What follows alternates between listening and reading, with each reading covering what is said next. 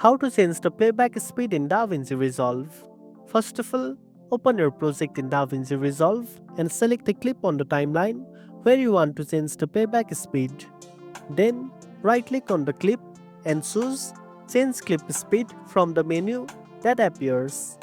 This will open a window where you can adjust the speed settings.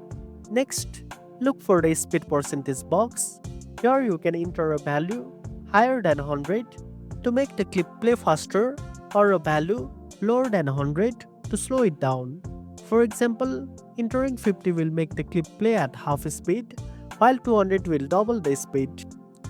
If you want the clip to maintain its pitch while changing speed, make sure to check the pitch correction box, which helps avoid audio distortion during playback speed changes.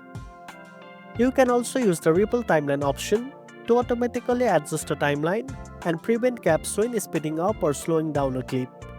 After setting your desired speed, click Change to apply the changes. You will notice the clip's duration will adjust according on the timeline. Alternatively, you can hold the R key to activate the retime controls on the clip.